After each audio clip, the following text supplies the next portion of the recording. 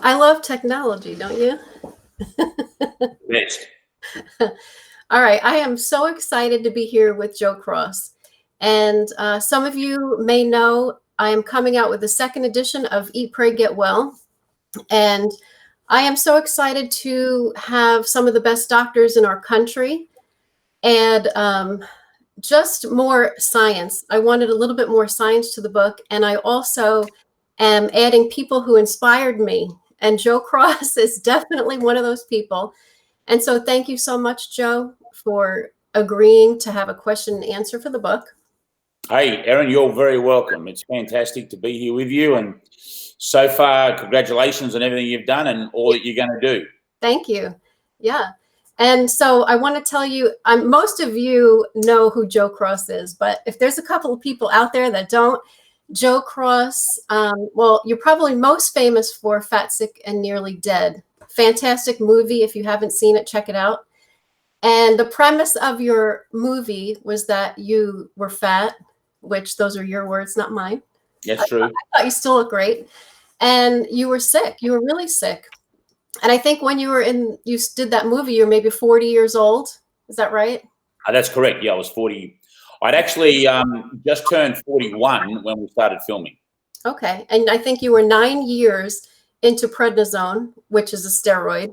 And I think you were on other medications for your autoimmune disease, urticaria, which I believe, is it rare, semi-rare?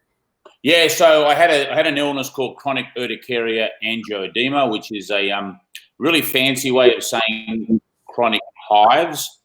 And basically what was happening is that my skin would just blow up and it would get chronic hives and welts all over my body from physical touching and pressure. Wow. And so you knew at that young age that your future looked bleak if you didn't do something drastic. And I was sort of in. Yeah, well, I guess, I mean, when you say young, I was like 32 when this happened. Yeah. So it wasn't like I was a child or anything. I mean, it just came on me. And when I first got it, and I just thought, you just go to the doctor, get medicine, and you take pills and you're fine, right? And then you do a course of something.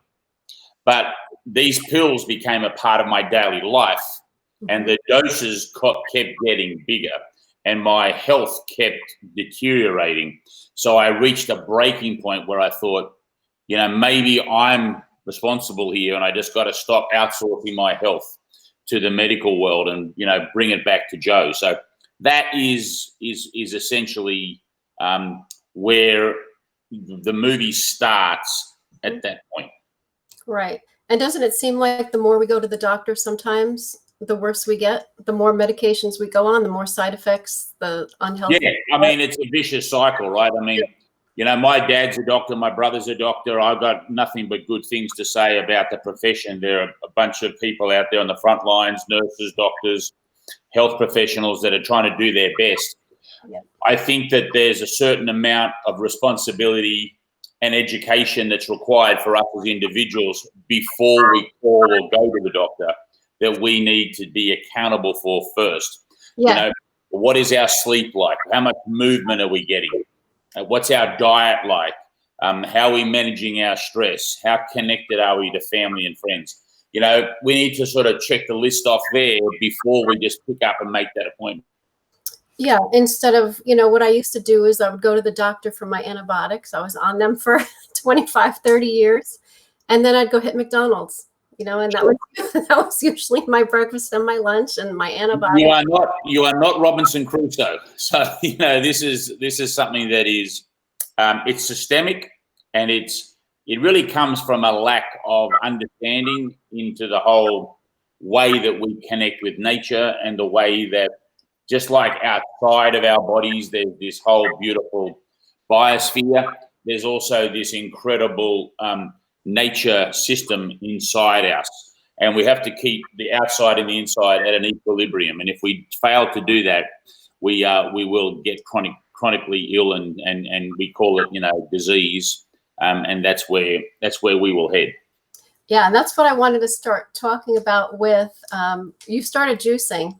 So again, the movie, you came to America and you decided you were going to juice for 60 days and try to get rid of all your prescriptions, try to see if you can get rid of your autoimmune disease.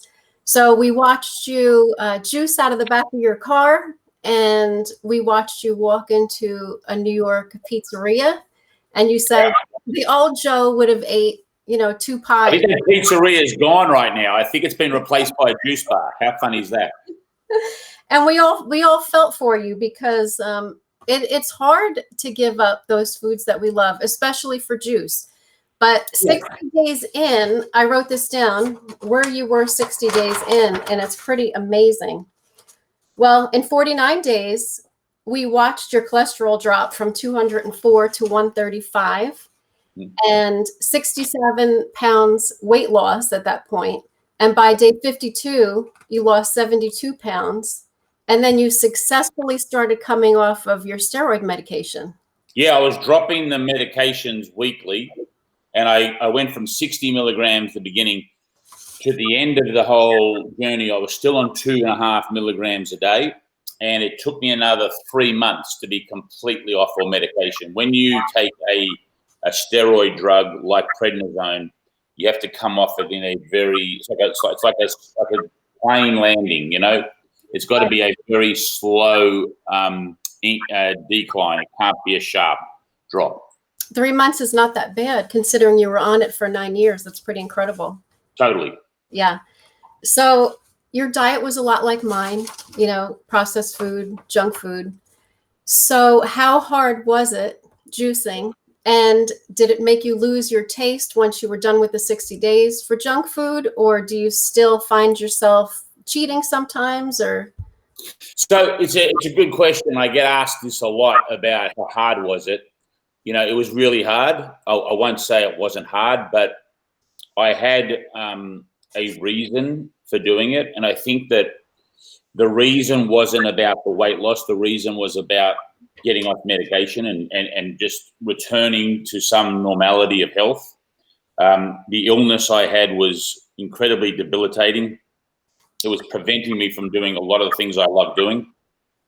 So it's a disease of touch. So that's holding, whether it was a baby, whether it was shopping bag, whether it was a golf club, whether it was just doing something like in the garden, mowing the lawn, just anything that involved my hands touching, it just debilitated my existence. And so when you have something that you are aiming to try and go for that's going to solve a lot of those problems, that makes it gives you more momentum, more energy, more wind at your back, so to speak, to push through the tough times. If you're just going about losing a few pounds, I want to lose 10 pounds, 20 pounds, 50 pounds, that's a much harder goal setting scenario, I think. I think when you are sick, when you have something that is really taking away from your quality of life, it's easier. So I'd say that as a caveat. So yes, it was very difficult. It wasn't like, oh yeah, no, Aaron, it was easy. No, it was really difficult. But as the weeks went by, it got easier. So the first 2 weeks were like 10 times harder than the last 2 weeks, right? And, I did 60 days of just drinking juice, and that momentum builds as you build. So it becomes a lot easier. It starts out at this very high level of difficulty and then becomes easier. So it's kind of like you've got to work through the gears. Mm-hmm. You've got the hard yards at the beginning, and then, you go from first gear to second gear to third gear, and then you're on the freeway, you're in like overdrive, right, and you're cruising. And I think you're right. Being sick is the best motivator. If you're doing it for weight loss, well, if your motivation is really high to lose weight, but I think there's nothing more motivating than losing your health, because life is just not as, well, you already know that. It's really tough. Were you able to keep your autoimmune disease at bay? And were you aware at the time that having one autoimmune disease kind of opens the door to about 100 other ones? Yeah, I mean, I wasn't aware of that, actually. I mean, I've learned a lot more in this journey I've been on. At the beginning when I got sick, I just thought you went to the doctor and you got pills and that would fix you. Okay, that's where my ignorance was at. My level of ignorance was high. I'm not saying that I'm totally not ignorant right now because I've got so much learning to do. But when it comes to this idea of self and healing and balance, I understand that there is so much more to it, that we have responsibility, and that, you know, what I know is this much and what I don't know goes to the moon and back. And I think that's a good way to look at life, in that you're always ready to learn and be open to new information, new ways of thinking of things. So to answer your first part of the question was, look, since I started filming, and I started my journey in October 2007. So I finished my 60-day juice fast. It's sort of in the middle of December is when I finished it. And then it was 3 months from there. So it wasn't until the middle of March that I got off all medication. So that was the middle of March 2008.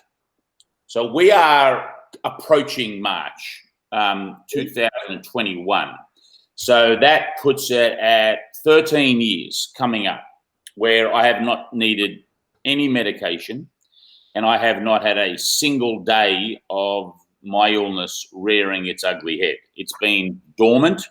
I don't say I'm cured, because I think if I went back to those old ways that I was, right, that it would probably raise its ugly head again. Absolutely. Absolutely. And do you ever think of it as it was sort of a blessing? Because if you think about it, I think 30 million people have seen that movie. Yeah.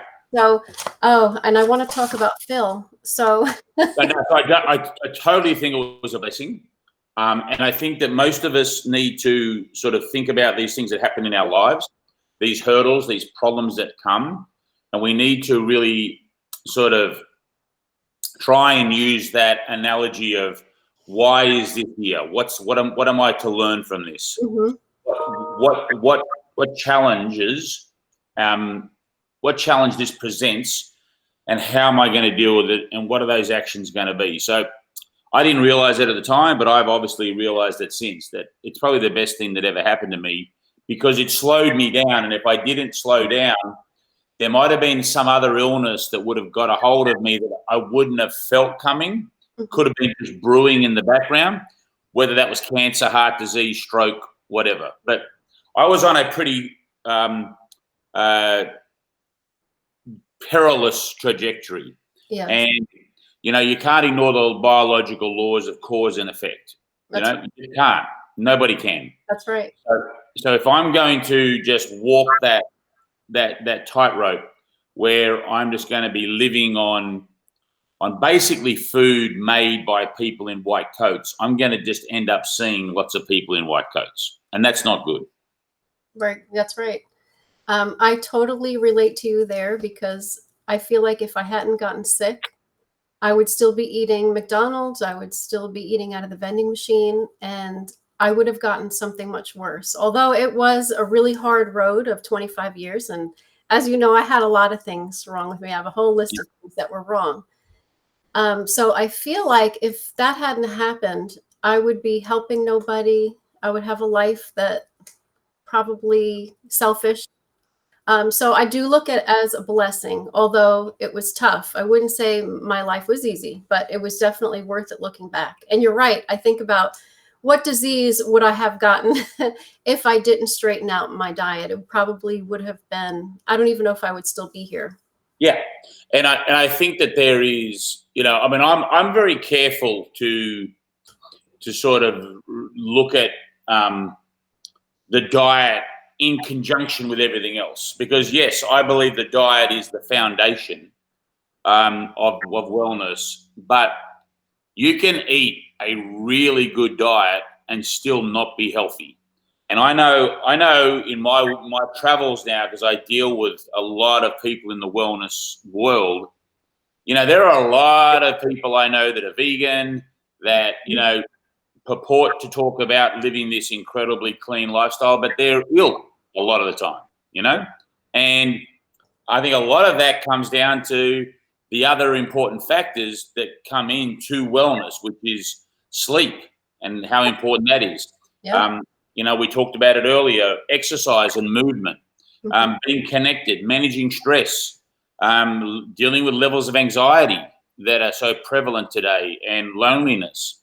So there is a whole lot of other factors that come into this, and I think that that's really important for people to be aware of, that it's not just about what you eat. It's very important, but you know, when you said earlier, and it made me think, you said, you know, do you still cheat? Do you still do things? And I don't look at my food that way anymore. I used to look at it as food was good for me or bad for me, right? And I really don't take that view anymore.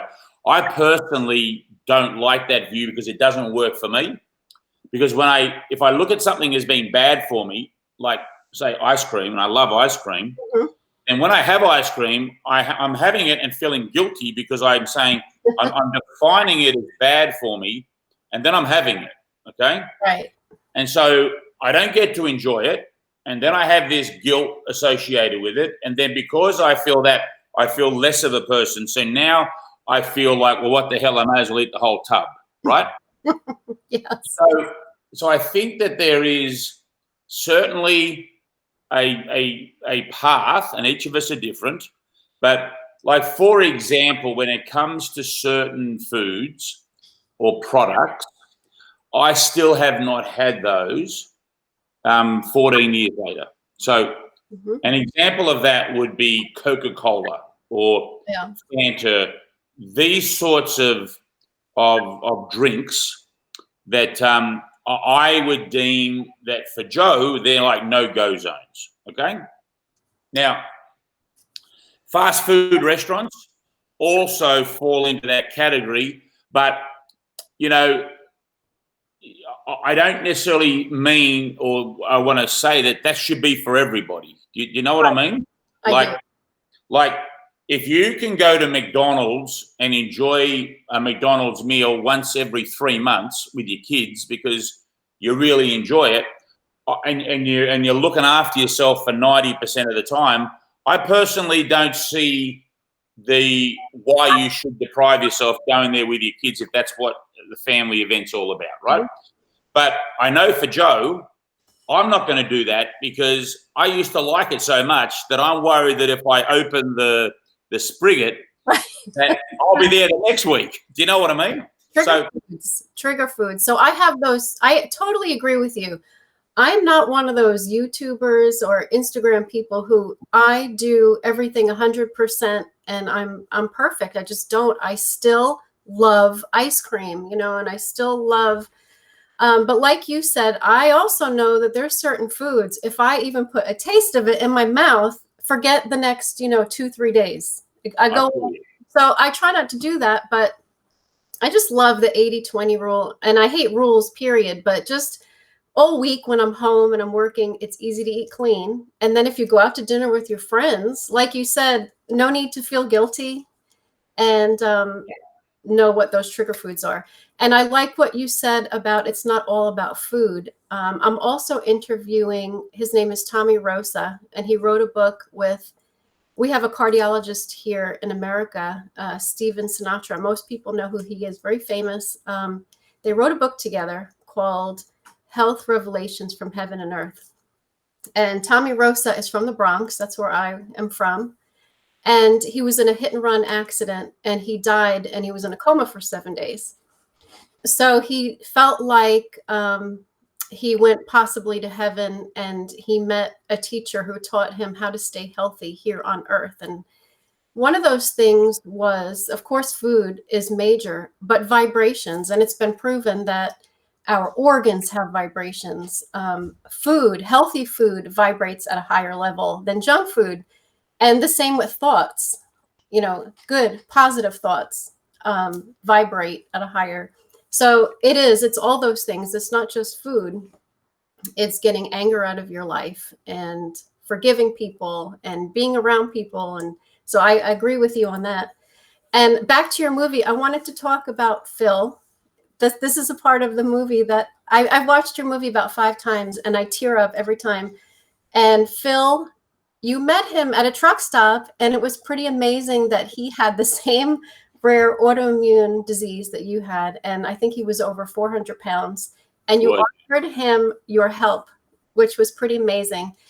And I think a couple weeks later, he called you and, please help me. And he embarked on what started as 10 days, turned into 60, lost, I think, over 100 pounds. And I lost more than that. I mean, I think he ended up getting down 150, 160 pounds in the end. Yeah. It was an incredible situation. I gave my card. I had a card with my number or email and phone number on it, and I gave it out to all the people that I spoke to as I traveled. So I gave it out to about 300 odd people. Oh wow! And Phil was the only person who called. And what's pretty amazing is that I don't want to say too much about the movie for those who haven't watched it, but I think you've saved his brother's life as well. And I'll stop with it there, but I did a live yesterday. I did a Facebook Live yesterday. And Bear, who's Phil's brother, was on the live. Oh. And they're living in Sheldon and all going well. And so, Phil's like somebody who opened the door for many people to go through. And I'm like some rich white guy from Australia, who cares? But Phil is he really identified for Americans to see a lot of themselves in Phil, and the way that Phil changed and motivated so many people. It was amazing to see the impact of his actions with others.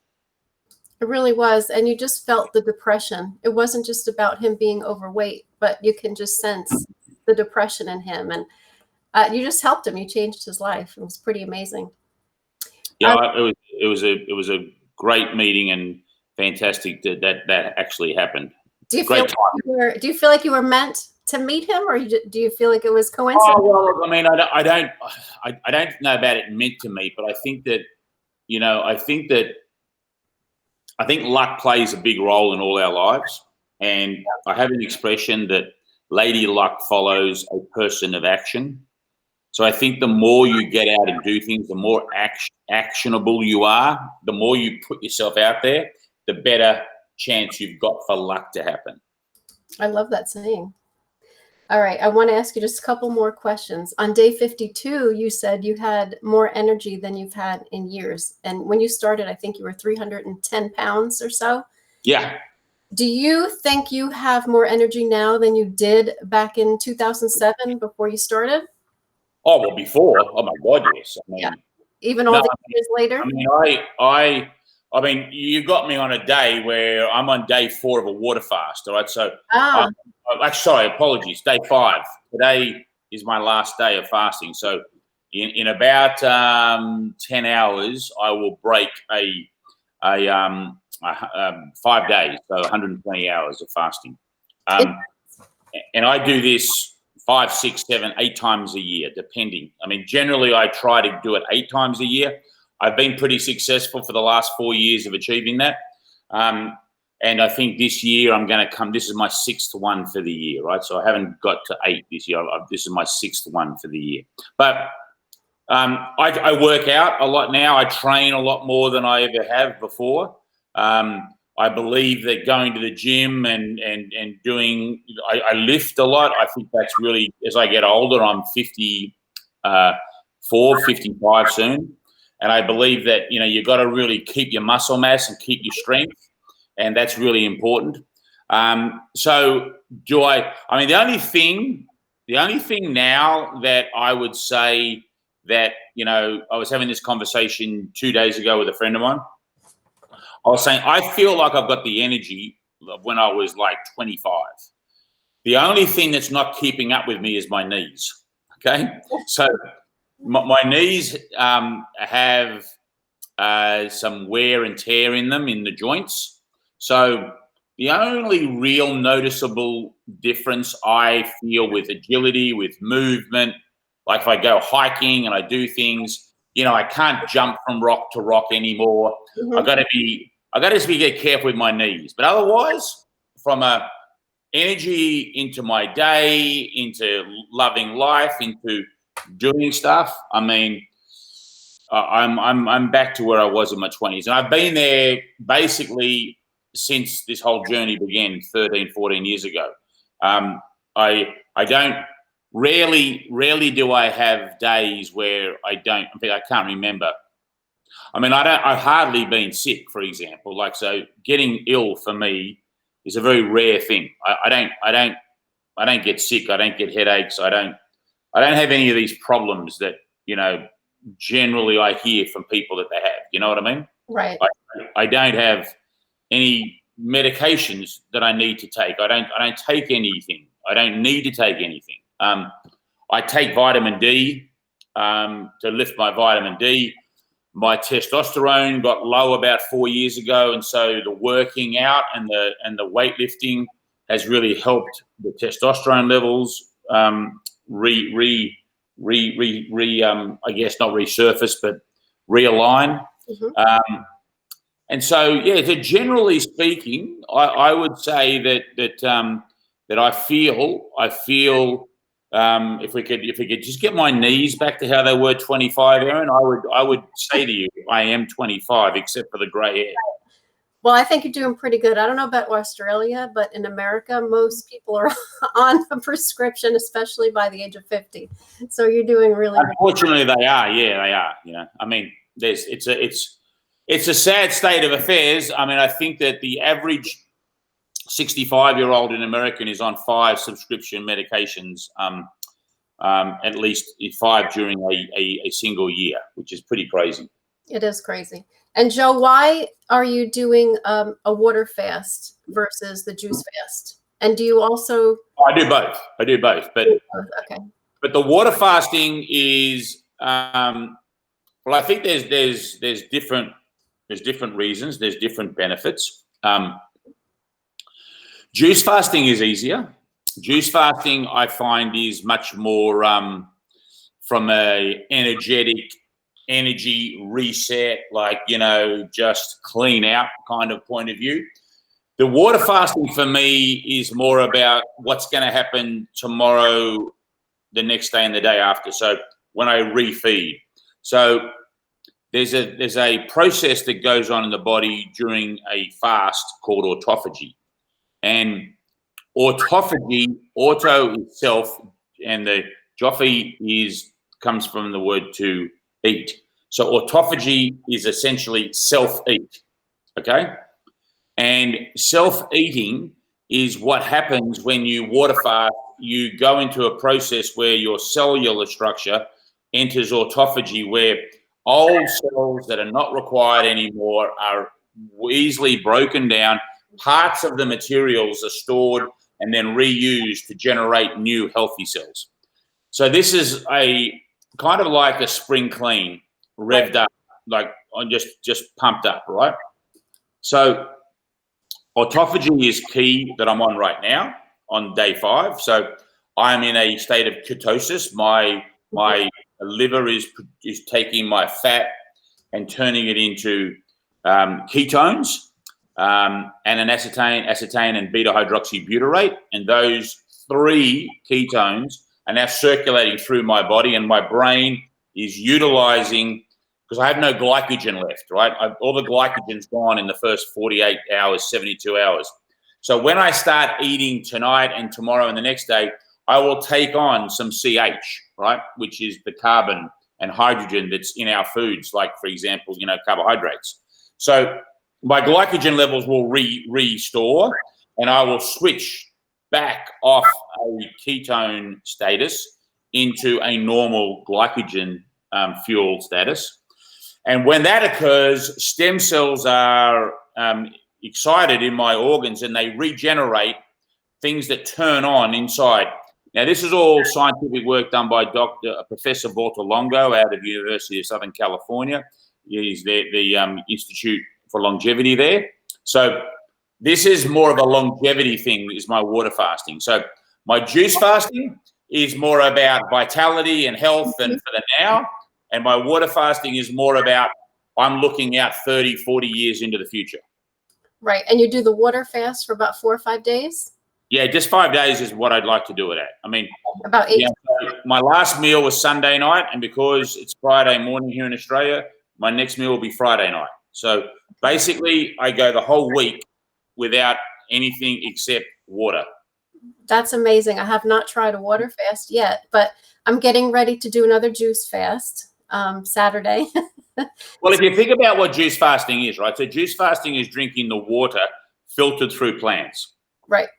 So in a watermelon, in a carrot, in celery, in cucumber, you have all this water trapped in the plant. So when you juice it, you're extracting the water out. But guess what? All the micronutrients, all of these incredible properties that are so essential to the functionality and communication of our internal cellular structure, that's all trapped in the water. It's not trapped in the fiber of the plant. The fiber is the mechanism for holding in the water. Okay? So the fiber is like the packaging of the nutrition. So when you juice, you are separating the packaging from the nutrition. Now, the packaging is good to eat because the packaging goes through and helps your gut microbiome, your bowel. It does a lot of things, particularly if you're having, say, oranges, because that's going to slow the absorption rate of the sugars that are found in orange juice or oranges. But when you're on a juice fast, you don't really need that fiber because you're just drinking water found in plants. So the difference between a water fast and a juice fast is that we are simply removing the micronutrient values. And the only reason we're doing that is to get our body into a status where we switch away from away to ketones from the glycogen. Okay, that's the only reason that I do the difference. But when you do your juice fasting, you are so close to already doing a water fast that the transition is not that big a leap. Okay. And do you think people should ask their doctor before they go on Reboot with Joe and embark on their own juicing journey? Do you? So I think what you got to do is you got to make sure that the sort of medications you're on, if you're on first of all, if you're not on any medication, you're fine. You don't need to worry about it. It's like you're going to be fine. 5 days of juice, 5 days of water. If you take no medication, your body is built for that. If you're on a medications, you got to be really careful. So, for example, let's say you're on blood thinning medication. Well, we don't recommend juice fasting or any kind of fasting if you're on a blood thinning medication. Okay, so that's just one example, and there are plenty out there. So, on the rebootwithjoe.com website, we have a whole section which is you can print out and say take to your doctor, and it has all the questions and it gives all the information for your healthcare provider to just tell you whether or not you fit the bill. Okay, perfect. So everybody go to Reboot with Joe. And Joe, what are you working on now? I know we're in COVID time, so. Well, we're not actually in COVID time down in Australia. We've only had 27,000 cases in total since the beginning. You know, so basically for every 5 hours of America is our whole lifespan of COVID. Okay. You are on lockdown though, are you? No. The country, the outside border is on a lockdown. So the lockdown is that we can't leave the country to go traveling. But internally, where I live, there is like been zero, and just to understand this in perspective, there are 0 coronavirus cases by transmission. 0. Wow. Like when you put the listing of saying how many new cases today, 0. 38 days without a single case is where we are now. And we don't wear masks. We don't have any of the issues that are going on in other parts of the world because America or Australia shut the border and we got testing up very quickly and we got contact tracing going. So I think our government, and I think most Australians would agree with this, that from a perspective of the way they handle it, it was just an incredible effort by our government. Absolutely. You're in the best place, sounds like. Yeah, I mean, we're very fortunate here to be an island, number one, and to also have a healthcare system that really is for the whole of the nation. Right. All right, Joe, I want to thank you so much for joining me today. And hey, Erin, it's been great to be with you, and keep up the great work with your books and everything you're doing. And thanks for having me on the show today. Thank you, Joe. All right, juice on. All right, bye-bye.